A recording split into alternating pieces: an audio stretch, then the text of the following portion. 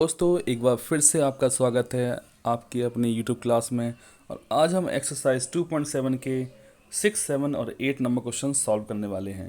Actually दोस्तों ये exercise का पार्ट 3 है और इसके पहले हम 1 से लेकर के 5 क्वेश्चन पिछली वीडियोस में सॉल्व कर चुके हैं और आज उसी कॉन्सेप्ट को हमें आगे फॉरवर्ड करना है।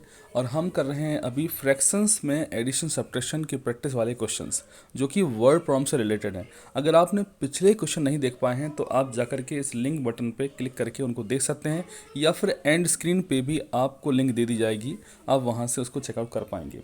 तो चलिए बिना देरी किए हुए आज का हम शुरू करते हैं।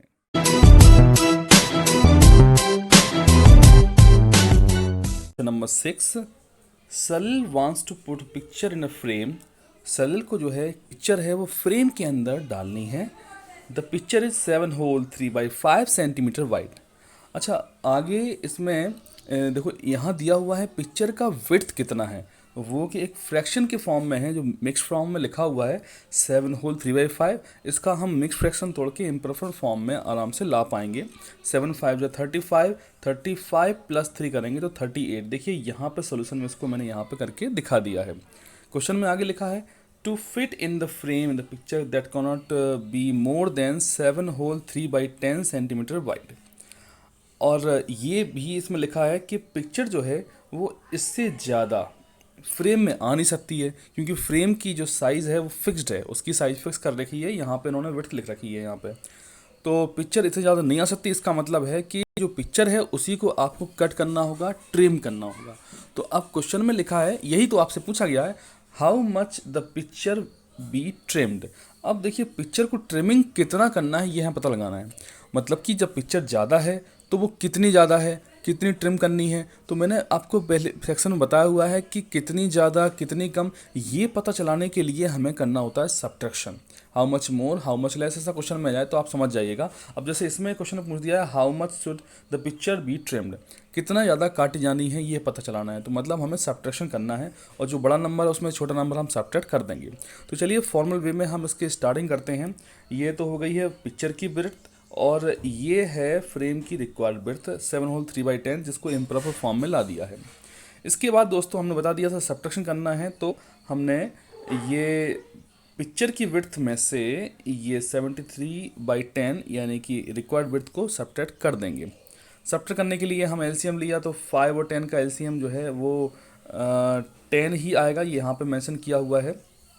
उसके बाद एक्चुअली ये जो प्रोसेस है दोस्तों वो है प्रोसेस लाइक फ्रैक्शन से बदलने की, क्योंकि गिवन फ्रैक्शंस लाइक नहीं थे, अनलाइक थे, डिनोमीटर्स डिफरेंट डिफरेंट थे। तो हमने यहाँ पे ये डिवाइड बाय डिनोमीटर एंड जो भी क्वोशंट आएगा उसको मल्टीप्लाई करना है। तो ये जो प्रोसेस यहाँ पे किया हुआ है ये वही प्रोसेस है। तो जैसे 5 से 10 को डिवाइड किया तो क्वोशंट आपको मिलेगा 2 और 2 से 38 जो न्यूमरेटर है ना उसको मल्टीप्लाई कर, देखिए यहाँ लिखा भी हुआ है 2 × 38। सेम वे हमने इस फ्रैक्शन के साथ भी करना है। तो ये हमें स्टेप ये वाला मिल गया। इसके बाद सॉल्व कर लिए, 38 2 76 हो गया है एंड -73 है। इनका सब्ट्रैक्शन किया तो 3/10 आ गया जो कि एक प्रॉपर फॉर्म में है। दोस्तों प्रॉपर फॉर्म क्या होता है, फ्रैक्शन का प्रॉपर फॉर्म मतलब न्यूमरेटर जो है वो डिनोमिनेटर से छोटा होगा, ये है प्रॉपर फॉर्म। और अगर कहीं ये इम्प्रॉपर फॉर्म आता तो आप कोशिश करें कि उसको मिक्स्ड फॉर्म में लिखें क्योंकि वो डिविजिबल होता है, डिवाइड उसको कर सकते हैं। तो दोस्तों आपने यहाँ पे निकाल लिया है required width to be trimmed 3/10 centimetre. तो दिस वे एक डिफरेंस की हेल्प से हमने इसको सॉल्व कर लिया। तो now let's go for the next question. पर है क्वेश्चन नंबर 7, चलिए इसे पढ़ लेते हैं। Ritu 8 3/5 part of an apple and the remaining apple was eaten by her brother Somu. अब देखिए दो इसमें बच्चों में चर्चा की गई है। ऋतु जो है वो एप्पल का 3/5 पार्ट खा लेती है और बाकी बचा हुआ पार्ट सोमू खा लेता है। इसमें जो एप्पल है वो एक ही है, इसलिए हम क्या करेंगे, जो कैलकुलेशन करना स्टार्ट करेंगे तो एप्पल को हम 1 नाम दे देंगे। क्वेश्चन आगे पूछा है how much part of the apple did Somu eat, Somu ने कितना पार्ट खाया। अब मतलब सोमू ने जो पार्ट खाया वो बचा हुआ, how much left, how much more, how much less. ये ऐसा करने के लिए हमें सब्ट्रैक्शन करना है। ये कुछ क्लूज हम आपको ट्रिक के फॉर्म में देते रहे हैं, तो इसकी हेल्प से आपको ये पता चल जाएगा क्वेश्चन स्टार्ट कैसे करना है, क्वेश्चन में कौन सा ऑपरेशन यूज़ करना है। तो ये तो हमें पता चल गया कि इसका आंसर हम निकालेंगे सब्ट्रैक्ट करके। इसके बाद दोस्तों who had the larger share. अब किसने ज़्यादा लिया किसने कम लिया ये तो फ्रैक्शंस की कंपैरिजन करके पता चल जाएगा हमें। तो देखिए ये हुआ क्वेश्चन का सेकंड पार्ट। अभी भी क्वेश्चन खत्म नहीं हुआ हो, कितने सारे पार्ट्स हैं इसमें। देखिए दो क्वेश्चन तो अभी तक आ चुके हैं हमारे सामने। इसमें लिखा है सामने बाय हाउ मच, मतलब किसने ज़्यादा पार्ट लिया और कितना ज़्यादा लिया है। अब कितना ज़्यादा लिया है मतलब वही फिर how much more how much less, तो मतलब सब्ट्रैक्शन फिर से आपको करना पड़ेगा। तो चलिए इसका स्टार्ट करते हैं सॉल्यूशन। तीन क्वेश्चंस के इसमें आंसर देना है हमें, तीन पार्ट है हमारे पास। पहला पार्ट हम करते हैं कि जो एप्पल है उसको हमने 1 ले लिया है, let the whole part of the apple be 1। इसके बाद फिर ऋतु ने खा लिया है 3/5 पार्ट, तो हमने लिख दिया यहाँ पे।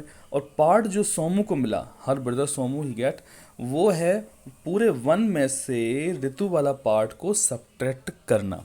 मैंने बता दिया था आपको कि सब्ट्रैक्शन होगा कि कितना बचा जो सोमू को मिला, मतलब आप सब्ट्रैक्शन कर लीजिए।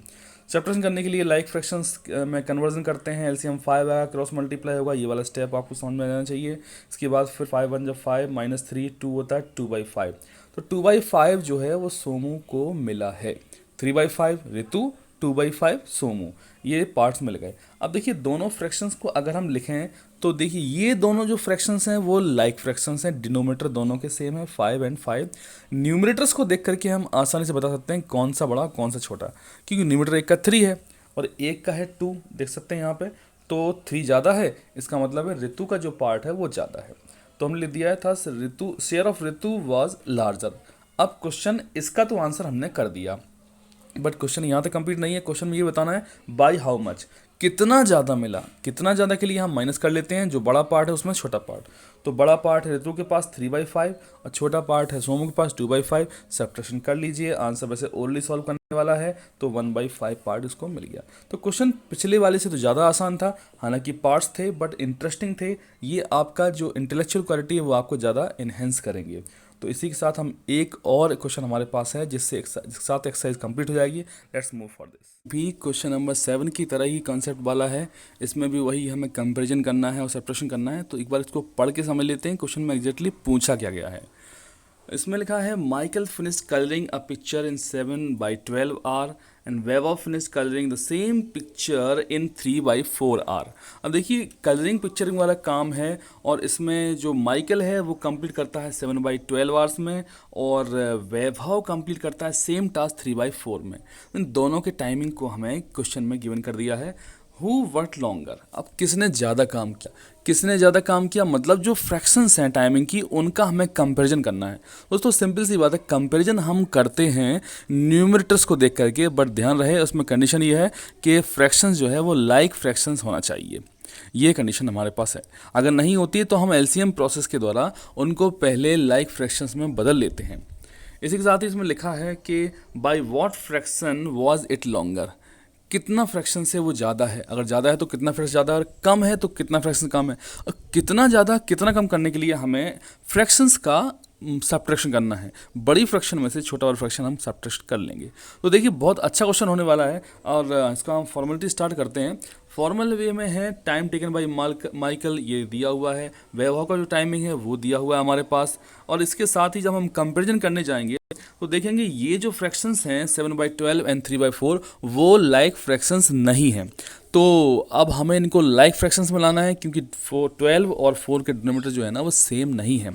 इनका एलसीएम लिया तो एलसीएम आया है फिर से 12, और 12 आने के बाद हम वो डी जो आपको ट्रिक बताई थी मैंने आप पिछली वीडियोस में, वो डी मतलब डिवाइड बाई डिनोमिनेटर। तो आप डिनोमिनेटर से डिवाइड करें और जो भी क्वोशिएंट आता है उसको न्यूमरेटर से मल्टीप्लाई करें, तो आप देखेंगे कि जो गिवन फ्रैक्शंस हैं वो लाइक फ्रैक्शंस बन जाएंगे। तो ये प्रोसेस आपके सामने किया हुआ है।